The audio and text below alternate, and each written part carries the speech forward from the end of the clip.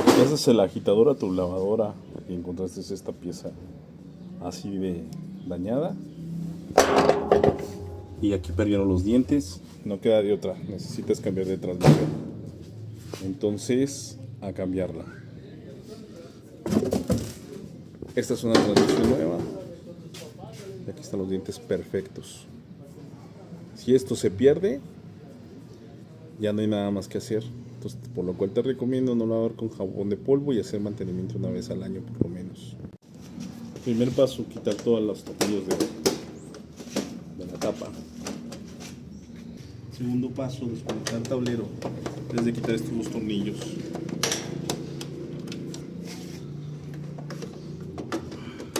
Desconectar la tarjeta. Tercer paso.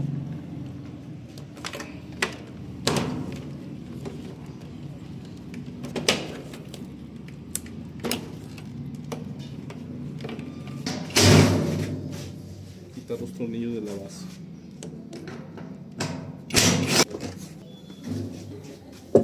Aquí en este paso te recomiendo fuera la tina, girando con una llave y poniendo un poco de WD-40.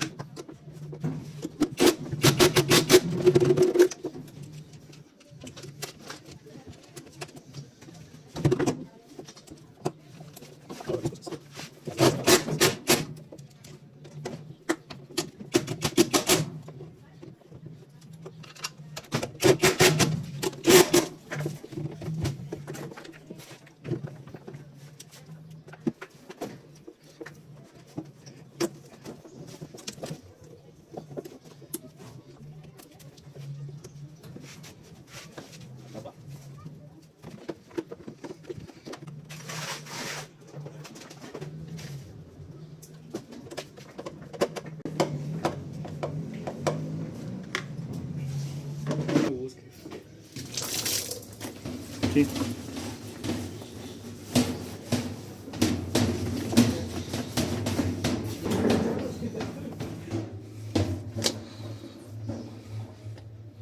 Aquí siempre se mete un clip.